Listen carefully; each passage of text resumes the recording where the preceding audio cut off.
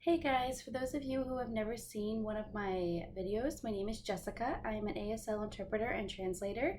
I create videos on YouTube to help others learn ASL, and all of my videos are for beginners, so don't psych yourself out just yet. I've had quite a few questions on why I became an interpreter and what it is that I do, as well as my education background. I'm assuming that question is for those of you who are interested in becoming an ASL interpreter. So I'm going to start at the beginning.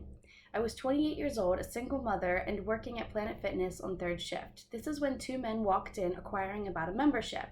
I spoke to them, but they just looked at me. They informed me that they were deaf. We had to communicate by writing down what we wanted to say, and it went back and forth for a while. I realized what an inconvenience this must be for these men, and how I wished we could communicate more efficiently.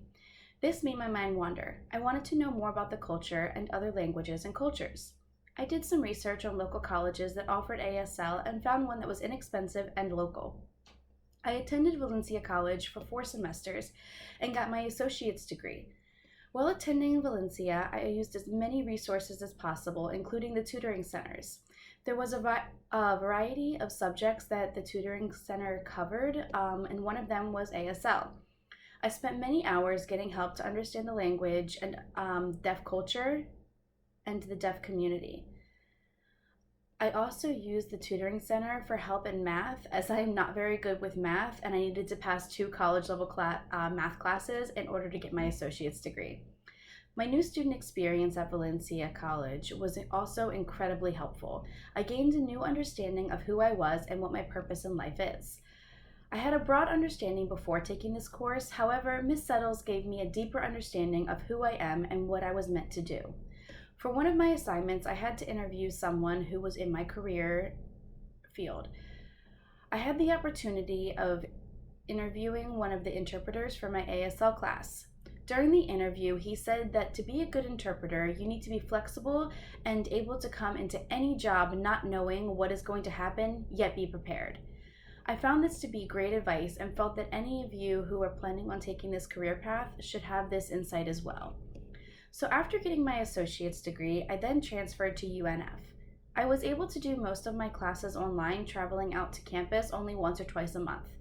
In 2023, I graduated from UNF with my bachelor's degree in ASL Interpretation. During the last few semesters of college, I began looking for internship opportunities to give me some field experience upon graduation. I was able to get an internship with Interpret Ears in Kissimmee, Florida, and because of all of the experience that I had gained during my education and internship, I was easily certified by RID upon graduation. Interpret Ears had decided to hire me on full-time after my internship had ended, and my certification was approved. My position with Interpret Ears is a freelance position, therefore I can choose the events I interpret at. There is a job board where we can see available jobs and choose where we want to go and when. During a job, I need to be there early so I can introduce myself and show company ID. I stand on the stage where I can be seen by everyone and interpret what the speaker is saying into ASL for the deaf audience. In order to be an interpreter, it is crucial that you have an extensive vocabulary in English and ASL. To be a good interpreter, you need to have excellent listening and processing skills. Interpretation is a fast-paced profession and can be frustrating when dealing with difficult speakers. When dealing with a difficult speaker, it is important that you keep your own emotions in check and only interpret the speaker's emotions. I estimate that my total cost of my degrees was around $33,000.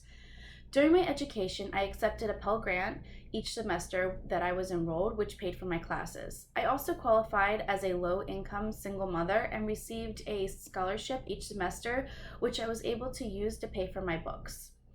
Lastly, I received the Florida Student Assistance Grant, which helped me with childcare expenses while I was in classes.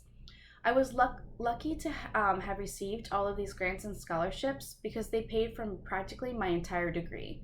I did, however, have to take out 2 subsidized loans my first 2 semesters at Valencia in order to purchase a reliable vehicle to get me to and from classes.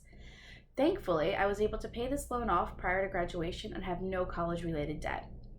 Now that I have the experience needed, I will be continuing my education and learning other languages and the sign language that country uses as well. So far, I know English, ASL, French, LSQ, Spanish, and SSL. My next objective will be to learn Korean and KSL. I hope I have answered all of your questions, and if you have any more, feel free to message me, and when I have enough, I will make another video like this one. Until then, thank you guys for watching, and I hope you have a chance to check out some of my other videos and make communication easier one day at a time.